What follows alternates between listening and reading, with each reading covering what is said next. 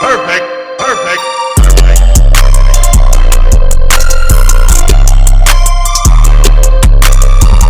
আজি মই আপোনালোকলৈ লৈ আহিছো একদম খুব ধুনিয়া সোৱাদৰ ৰেচিপি আৰু বেলেগ টিপছৰ বনাই মই দেখুৱাম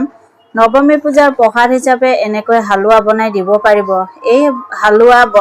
বনাবৰ কাৰণে কিমান চেনি কিমান সুজি আৰু কিমান পানী দৰকাৰ সকলোখিনি মই আজি আপোনালোকক দেখুৱাম আহকচোন মই হালৱা কেনেকৈ বনাইছো আপোনালোকক ৰেচিপিটো সম্পূৰ্ণ দেখুৱাও হালৱাখিনি বনাবৰ কাৰণে মই এক বাটি এনেকৈ ঘিউ লৈ লৈছোঁ ঘিউখিনি মই এতিয়া কেৰাহীত দি দিম আৰু মই সমান সমান জোখত এনেকৈ সুজি লৈ আছোঁ এক বাটি এতিয়া মই এইখিনি তেল গৰম হৈছে ইয়াত দি দিছোঁ আৰু এইখিনি ধুনীয়াকৈ কেঁচা গোন্ধ যোৱালৈ মই ভাজি ল'ম আৰু মই এনেকৈ এটা চচপেনত পানী সমান সমান জোখত 1.5 বাটি পানী লৈ লৈছোঁ আৰু মই 1 চামুচ ঘিউ দিছোঁ ইয়াত আৰু কেশৰ দিছোঁ অকণমান এইখিনি মই এতিয়া পানীখিনি গৰম কৰি ল'ম কাৰণ গৰম পানী মই ইয়াত ব্যৱহাৰ কৰিম ঠাণ্ডা পানী ব্যৱহাৰ নকৰোঁ এনেকৈ মই গেছত গৰম কৰি লৈছোঁ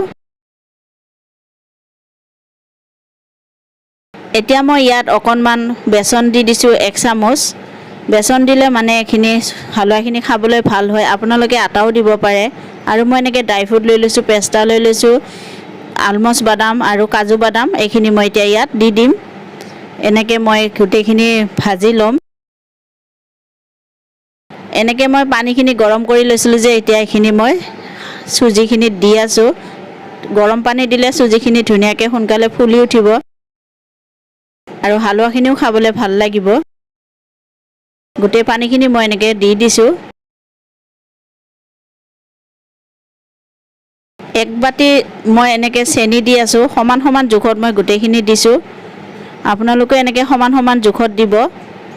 আৰু এইখিনি মই ধুনীয়াকৈ মিক্স কৰি লৈছোঁ সুজিখিনিত চেনিখিনি ধুনীয়াকৈ মিলি গ'ল আৰু মই এনেকৈ কেঁচা ঘিউ দি আছোঁ 1 চামুচ এতিয়া মই এইখিনি ভালদৰে লৰাই ল'ম মোৰ হালৱাখিনি হৈ গৈছে এতিয়া এনেকৈ ধুনীয়া এটা কালাৰ হৈছে দেখিবলৈও ধুনীয়া হৈছে দানা দানা হৈ আহিছে এতিয়া মোৰ এইখিনি হৈ গৈছে মই গেছ বন্ধ কৰি এইখিনি নমাই ল'ম